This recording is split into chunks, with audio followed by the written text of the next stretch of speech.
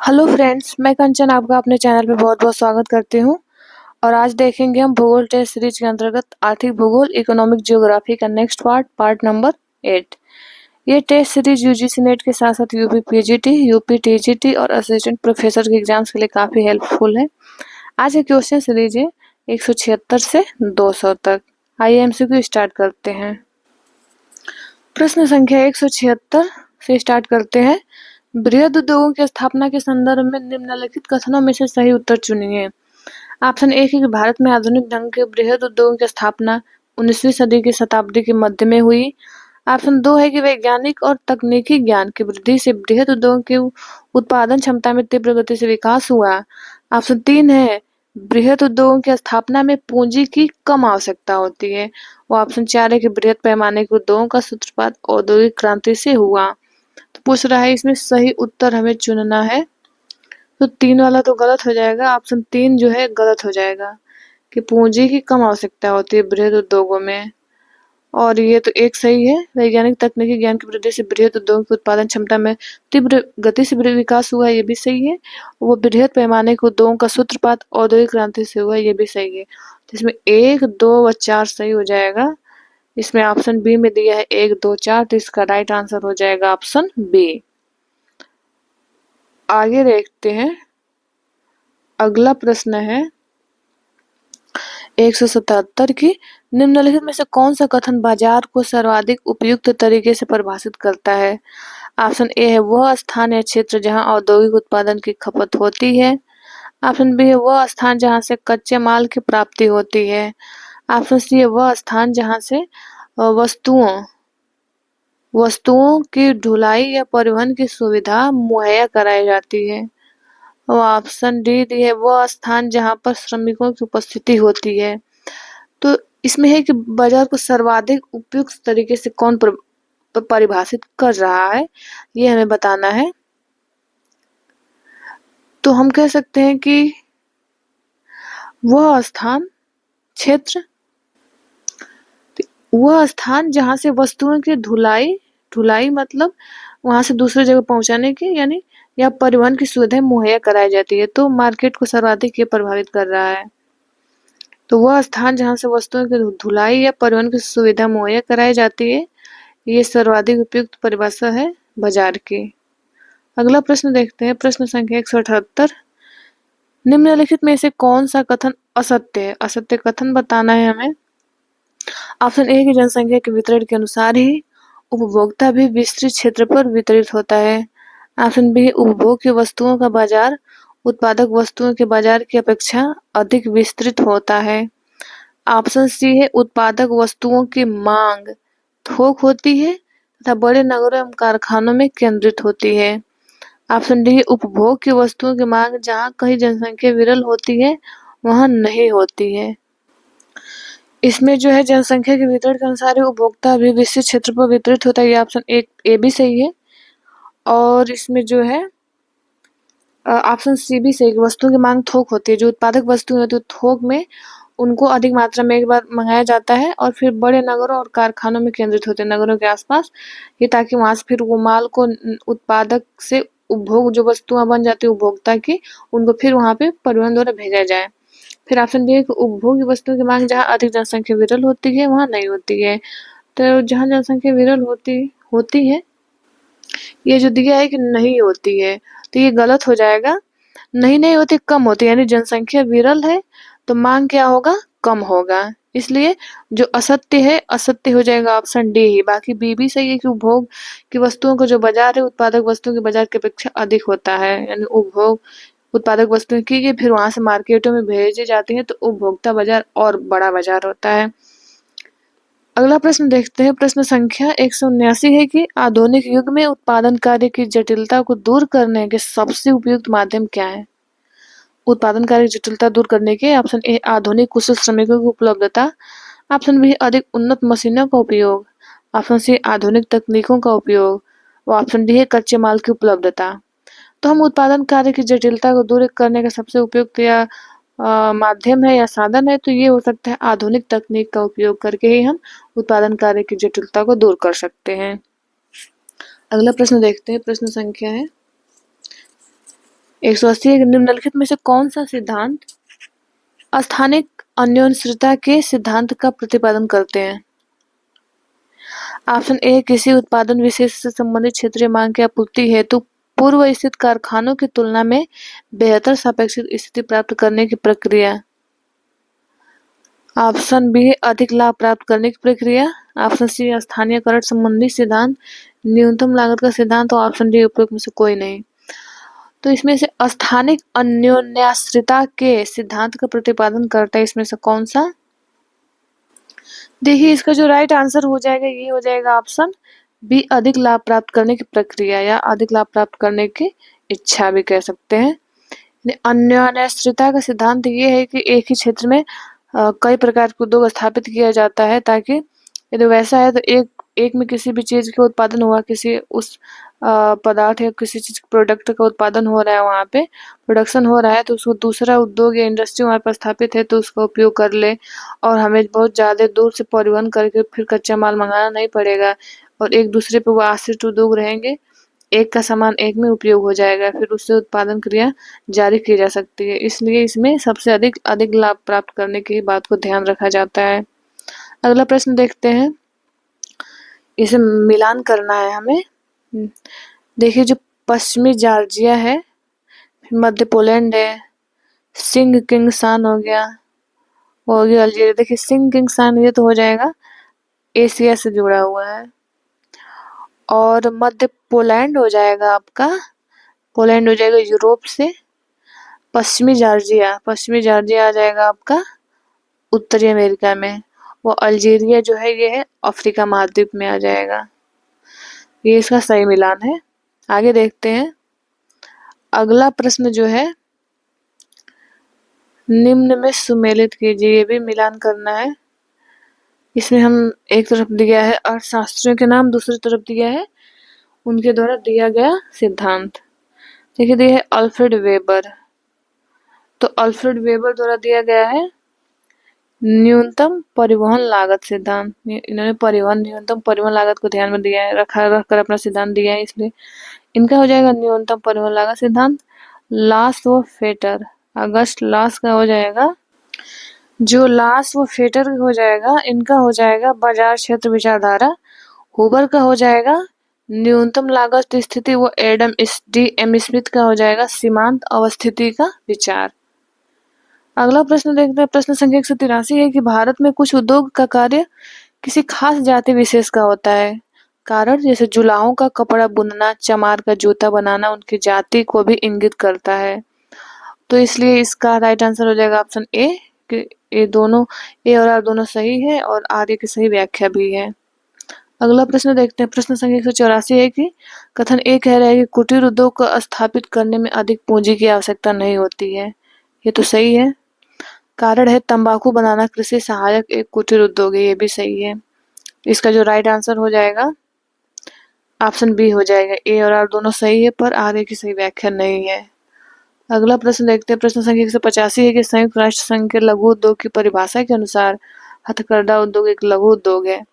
कारण है संयुक्त राष्ट्र ने लघु उद्योग को ऐसे उद्योग के अंतर्गत रखा है जिनमें 50 से कम श्रमिक काम करते हैं और मशीनों का प्रयोग नहीं करते हैं। तो संयुक्त राष्ट्र संघ के लघु उद्योग की परिभाषा के अनुसार हथकरघा उद्योग कह सकते हैं कि हथकरघा उद्योग लघु उद्योग के अंदर आ जाएगा। ये तो सही हो जाएगा। यहाँ पे जो है 50 से श्रमिक काम करते हैं, ये तो सही है, लेकिन मशीन का प्रयोग नहीं करते हैं। इसमें मशीन का प्रयोग नहीं करते हैं, गलत हो जाएगा। इसमें मशीनों का प्रयोग करते हैं लेकिन छोटी छोटी मशीनों का प्रयोग करते हैं, बड़ी मशीनों का प्रयोग नहीं करते हैं। इसलिए ऑप्शन ए जो है सही है, परंतु आर गलत है।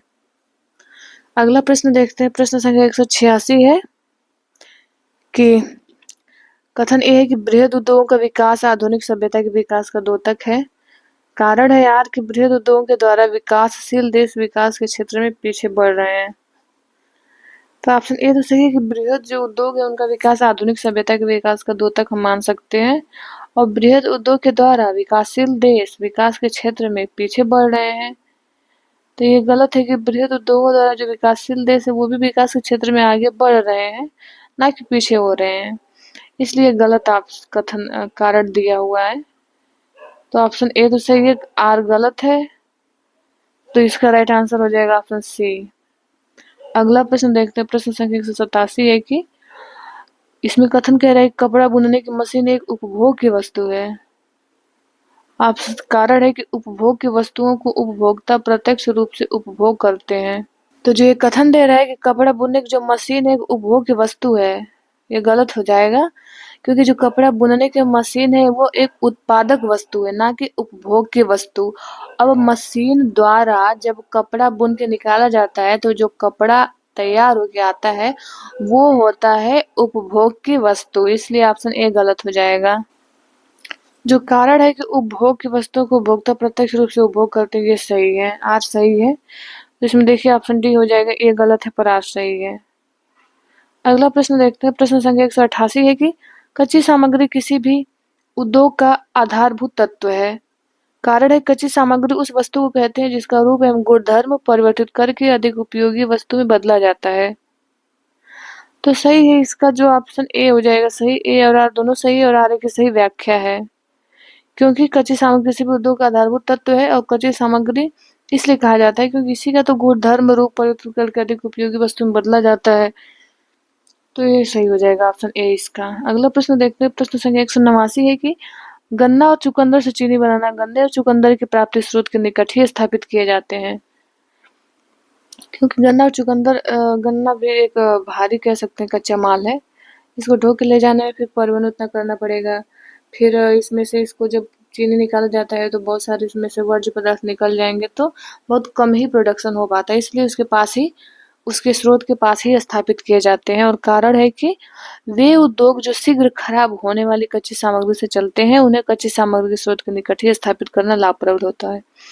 तो इसका कारण भी सही है, क्योंकि अब वो हमें गन्ना और चुकंदर को बहुत दिनों तक उसको हम रख नहीं सकते, क्योंकि उसमें जो रस होता है वो सूख सकता है, बहुत अधिक दिनों तक रखने से सड़ भी सकता है, इसलिए इसके निकट ही स्थापित किया जाता है। कारण भी सही है, तो इसलिए इसका राइट आंसर हो जाएगा ऑप्शन ए। ए और आर दोनों सही है तथा आर ए की सही व्याख्या भी है। अगला प्रश्न देखते हैं, प्रश्न संख्या 190 है कि कथन ए है कि जमशेदपुर, बोकारो व दुर्गापुर के इस्पात उद्योग के कारखाने कोयला क्षेत्र के समीप स्थित हैं। कारण है कि अधिकांश औद्योगिक प्रदेश को शक्ति के साधन की आवश्यकता होती है।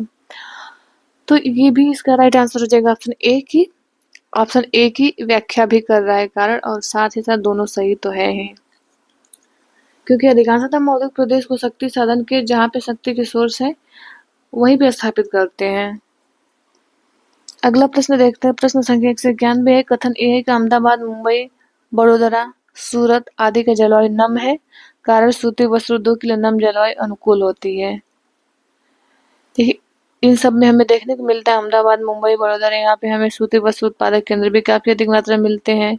और स्थापित है कारण ये है कि वहाँ की जो जलवायु एक कारण के रूप में, क्योंकि जलवायु भी नम है और भी कारण बहुत सारे हैं, श्रमिक मिल जाते हैं, कपास का उत्पादन होता है, और तो ये सारे कारण हैं, और एक कारण के रूप में तो ये तो है ही, तो इसका राइट आंसर हो जाएगा ऑप्शन ए और आर दोनों सही है और आर की सही व्याख्या भी है।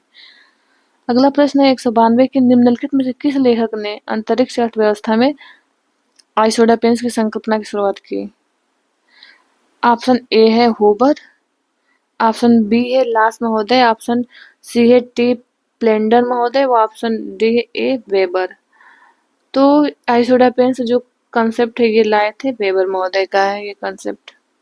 अगला प्रश्न है निम्नलिखित विद्वानों में से किसने अवस्थिति त्रिकोण की संरचना फ्रेम का प्रयोग करते हुए न्यूनतम परिवहन लागत अवस्थिति की अवधारणा प्रतिपादित की थी। ऑप्शन ए है डब्ल्यू इजार्ड, ऑप्शन बी है एम के बैंडमैन, ऑप्शन सी है डी एम स्मिथ और ऑप्शन डी है ए वेबर। तो इसका राइट आंसर हो जाएगा ऑप्शन डी ए वेबर महोदय, त्रिकोण की संकल्पना लाए त्रिकोण अवस्थिति। अगला प्रश्न देखते हैं, प्रश्न संख्या 194, परिवहन लागत की वस्त्र उद्योग के स्थान निर्धारण में कोई महत्वपूर्ण भूमिका नहीं होती है क्योंकि ऑप्शन ए है कपास का भार घटता है, ऑप्शन बी है कपास का भार बढ़ता है, ऑप्शन सी है कपास एक शुद्ध सामग्री है जिसका वजन उससे तैयार उत्पादन के करीब करीब समान होता है, ऑप्शन डी निर्माण के दौरान कपास के वजन में पे अधिक कमी आती है। तो देखिए ये कह रहा है कि परिवहन लागत वस्त्र उद्योग के स्थान निर्धारण में कोई महत्वपूर्ण भूमिका नहीं निभाता है। क्यों? क्योंकि कपास एक शुद्ध सामग्री है जिसका वजन उससे तैयार उत्पादन के करीब-करीब समान होता है। ये हो जाएगा। क्योंकि कपास यहाँ पे कपास का उत्पादन हो रहा है, यहाँ पे उद्योग है, इंडस्ट्री, यहाँ पे सूती वस्त्र उत्पादन किया जा रहा है।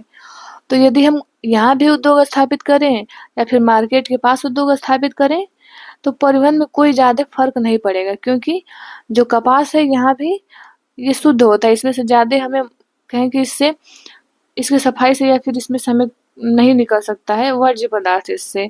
जितना कपास यहाँ रहेगा उतना भी यहाँ रहेगा। सूती वस्त्र का उत्पादन होगा तो उसमें भी उतना ही रहेगा। इसलिए ये बिल्कुल शुद्ध पदार्थ माना जाता है, इसलिए इसमें परिवहन लागत की महत्वपूर्ण भूमिका नहीं होती है। अगला प्रश्न देखते हैं। प्रश्न संख्या 195 है कि जापान अपने किन कारणों से विश्व में एक अग्रणी औद्योगिक प्रदेश है? ऑप्शन ए विकसित जलीय विद्युत के कारण, ऑप्शन 2 है कि धात्विक खनिजों के विशाल निक्षेप के कारण, ऑप्शन 3 है उच्च स्तर की प्रौद्योगिकी क्षमता के कारण, ऑप्शन 4 है द्वीपीय अवस्थिति के कारण। तो देखिए ये सारे तो ऑप्शन सही हैं। उच्च स्तर की प्रौद्योगिकी भी है, द्वीपीय अवस्थिति के कारण, बस ये सही नहीं है।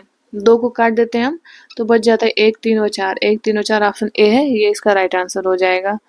अगला प्रश्न है। प्रश्न संख्या 196 है कि अब उद्योग में उपयोग किया जाने वाला कच्चा माल स्थूलकाय और सर्वव्यापक होता है तो फर्म की अवस्थिति क्या होगी? ऑप्शन ए है कच्चे माल के स्रोत के समीप, ऑप्शन बी है कच्चे माल के स्रोत और बाजार के बीच कहीं भी हो सकती है, ऑप्शन सी है बाजार के समीप और ऑप्शन डी है राजधानी नगर के समीप। यानी ये कह रहा है कि जो कच्चा माल है वो स्थूलकाय यानी बहुत बड़ा है। स्थूलकाय का मतलब उसमें अशुद्धियां बहुत हैं, ये कह लीजिए अशुद्धियां बहुत हैं, वह सर्वव्यापक भी है। तो यानी जैसे मान लीजिए हमें एक स्थापित करना, जैसे यहाँ पे बाजार हो गया और जिस कच्चे माल से हमें तैयार करना है, हमें उत्पादन करना है, वो एक तो अशुद्ध भी है और सर्वत्र है। कच्चे माल के स्थान पे भी है और बाजार के निकट भी है और बाजार से दूर भी है।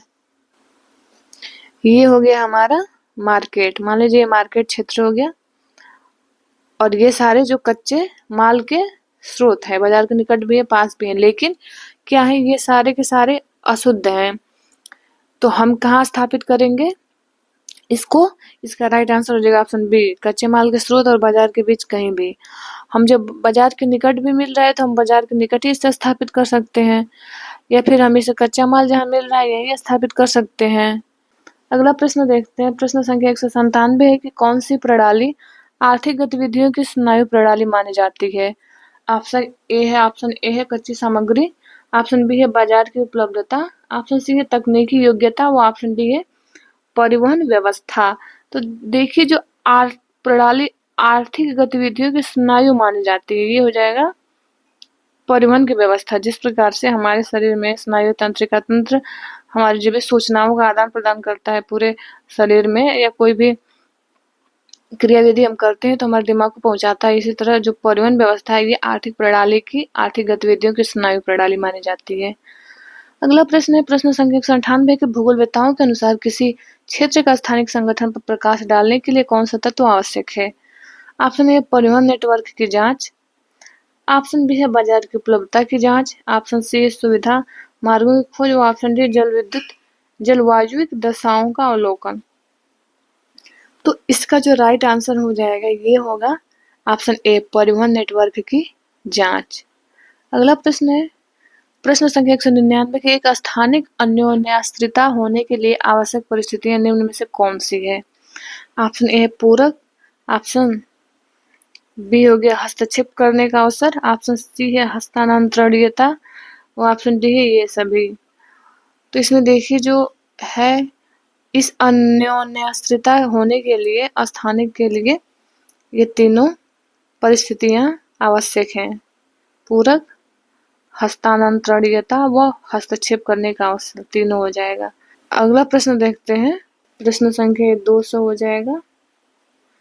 प्रश्न संख्या 200 है कि एक स्थानिक अन्योन्याश्रिता होने के लिए 3 आवश्यक तत्वों में से कौन सा एक तत्व शामिल नहीं है? इसमें हमें बताना है कौन सा शामिल नहीं है। ऑप्शन ए है पूरक, ये तो हो जाएगा, ऑप्शन बी है हस्तक्षेप करने का अवसर, ये भी है, ऑप्शन सी है हस्तांतरणीयता, ये भी है, ऑप्शन डी जो है पूंजी एवं सूचना, ये शामिल नहीं होगा। एक स्थानिक और न्यूनआश्रिता होने के लिए। 3 आवश्यक तत्व में ये तीनों ऊपर के हैं। ऊपर वाला ही प्रश्न का ये दिया है लेकिन थोड़ा-सा अलग तरीके से पूछा हुआ है। तो इसमें जो हो जाएगा डी ऑप्शन नहीं होगा। ये आज का अंतिम प्रश्न है। मिलते हैं नेक्स्ट वीडियो में। आपसे हम्बल रिक्वेस्ट है कि इस चैनल को सब्सक्राइब कर लें और अपने दोस्तों को भी शेयर करें। ये वीडियो देखने के लिए आप लोगों का बहुत-बहुत धन्यवाद।